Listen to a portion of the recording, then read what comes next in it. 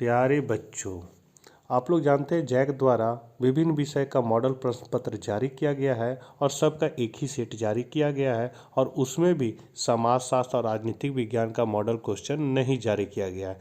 फिर भी आप लोगों के रिक्वेस्ट पर मैंने परीक्षा उपयोगी महत्वपूर्ण क्वेश्चनों का संग्रह तैयार किया है, जिसको आपको सेट के माध्यम से बता रहा हूँ। आप लोग जाके चैनल के प्लेलिस्ट में चेक कर सकते हैं, वहाँ आपको सभी विषय के मॉडल क्वेश्चन परीक्षा उपयोगी मिल जाएंगे।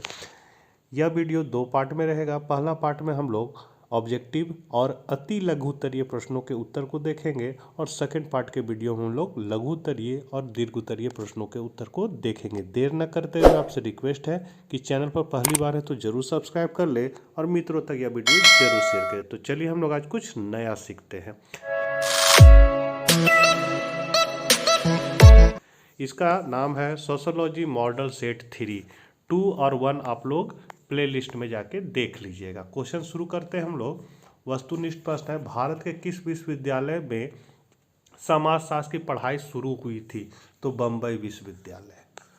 मुस्लिम विवाह है एक, क्या है? तो उपयुक्त में से कुछ नहीं है।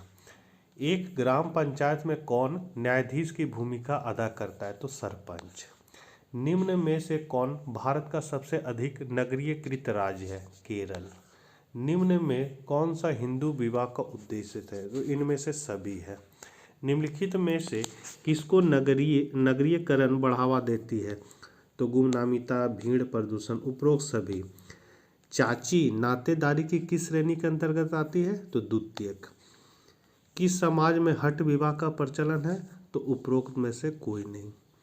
निम्न में कौन सी जनजाति उत्तरी पूर्वी भारत की नहीं है? तो नागा। संविधान के किस अनुच्छेद में जनजातियों के लिए नौकरियों में आरक्षण का प्रावधान है? तो 335। किसने कहा धर्म किसी आध्यात्मिक शक्ति में विश्वास है? तो ये कहा था दुर्खिम ने। डेंजरस ड्रग्स एक्ट किस वर्ष में पारित किया गया? तो 1930 में। भारतीय संविधान के किस अनुच्छेद के अंतर्गत अनुसूचित जनजातियों को अपनी संस्कृति और भाषा बनाए रखने के लिए संरक्षण प्रदान किया गया है? तो धारा 29। किस विद्वान ने समाज को सामाजिक संबंधों के जाल के रूप में परिभाषित किया है? तो वो है मैकाइवर एवं पेज ने। वर्ग व्यवस्था है एक, क्या? खुली व्यवस्था। सामाजिक परिवर्तन का तात्पर्य है? तो उपरोक्त सभी से, मतलब सामाजिक संबंधों में परिवर्तन, सामाजिक समूहों में परिवर्तन, सामाजिक अंतःक्रियाओं में परिवर्तन से उपरोक्त सभी। फिर है सह पलायन विवाह, विवाह का एक प्रकार है, क्या? जनजातीय समाज में। सोसाइटी इन इंडिया किसने लिखी थी? तो मेडलब ने लिखी थी। फिर मध्याह्न भोजन कहाँ लागू हुआ था? तो स्कूल में। निम्नलिखित में से बंद स्त्रीकरण का उदाहरण कौन सा है? तो वो है जाति। धर्मनिरपेक्षता का अर्थ क्या है? तो इसका है विभिन्न धर्मों का सहअस्तित्व, अन्य धर्मों के प्रति श्रद्धा और राज्य का अपना कोई धर्म ना होना। तो चौथा ऑप्शन सही है। निम्न में कौन से कारक भारतीय जाति व्यवस्था में परिवर्तन के उत्तरदायी है? तो जजमानी व्यवस्था। संस्कृतिकरण की अवधारणा किसने विकसित की थी? तो M.N. श्रीनिवासन ने। अनुसूचित जाति को आरक्षण दिया जाता है उनकी आर्थिक आवश्यकताओं के संदर्भ में। निम्नलिखित में से किसको किसी एक जाति को अनुसूचित जाति घोषित करने का अधिकार है? तो राज्य का राज्यपाल। मंडल आयोग के अध्यक्ष कौन थे? तो बिंदेश्वर प्रामंडल। पश्चिमीकरण की अवधारणा किसने विकसित की थी? तो श्रीनिवास ने। निम्नलिखित में से किसने सामाजिक परिवर्तन में विचारों की भूमिका पर बल दिया? तो कार्ल मार्क्स ने। निम्नलिखित में कौन सामाजिक स्त्रीकरण का रूप नहीं है? तो वो है लिंग। सोशल चेंज शब्दावली का प्रयोग सर्वप्रथम किसने किया था? तो हर्बर्ट स्पेंसर ने। समाजशास्त्र के जनक के रूप में किसे जाना जाता है? तो कॉम्टे को। हिंदुओं में विवाह के कितने स्वरूप माने जाते हैं? तो 8।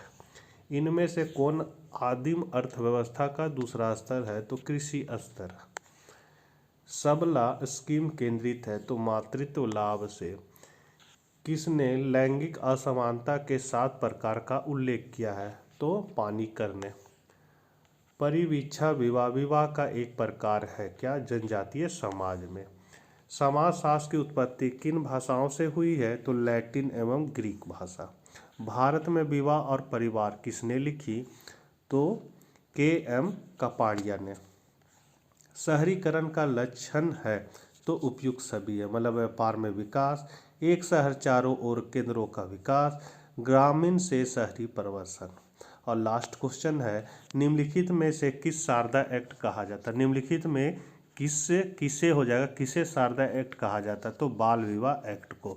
अब हम लोग अति लघु उत्तरीय प्रश्नों को देखेंगे। पहला प्रश्न है आपका जननांकीय लाभांश का क्या अर्थ है तो इसका आंसर होगा विकासशील देशों में अर्थव्यवस्था के सुधार से प्राप्त जनसंख्या वृद्धि के कम होने को जनसांख्यिकीय लाभांश कहते हैं। यह लाभांश पिछले दशक में पूर्व एशियाई अर्थव्यवस्थाओं की तरह तथा आज के आयरलैंड की भांति भारत को भी मिलना शुरू हो गया है।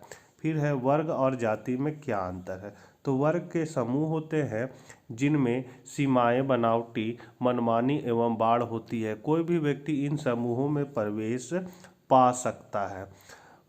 और जाति की सीमाएं वर्ग समूहों की तुलना में अधिक कठोर और रूढ़ियों पर आधारित होती है। अगला क्वेश्चन है राष्ट्रवाद को परिभाषित करें तो इसका आंसर है अपने राष्ट्र और उससे संबंधित हर चीज के लिए प्रतिबद्धता, आमतौर पर भावात्मक प्रतिबद्धता राष्ट्रवाद है।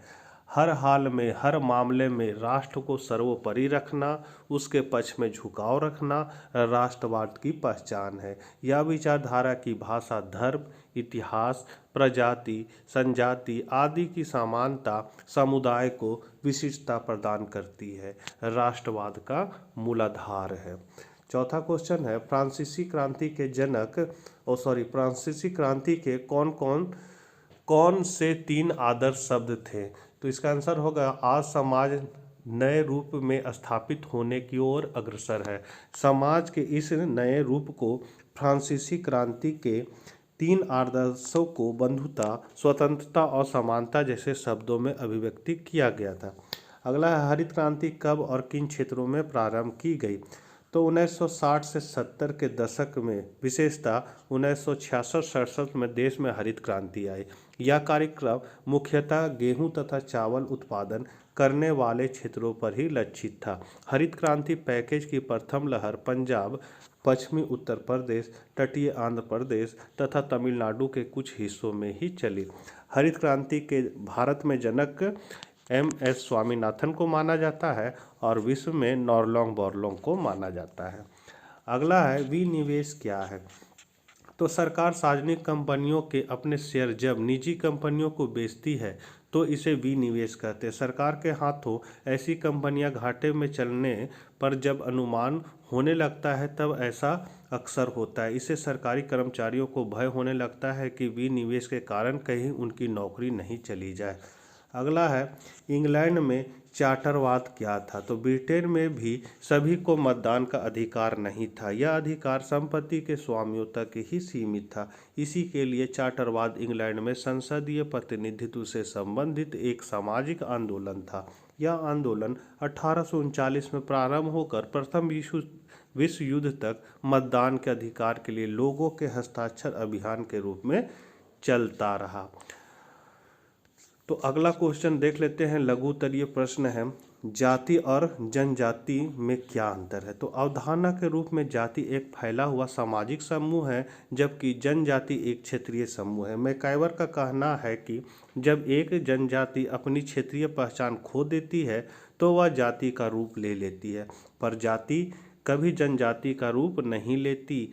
जाति विकसित होती है और इसका मुख्य धारा में एकीकरण अधिक होता है, वहीं जनजाति कम विकसित होती है और इसका एकीकरण भी कम होता है। इसी तरह जाति व्यवस्था में सायवयी एकता पाई जाती है, संस्तरण होता है, संसाधनों पर व्यक्तिगत अधिकार होता है। ठीक इसके विपरीत जनजाति एक खंडात्मक और समतावादी व्यवस्था है।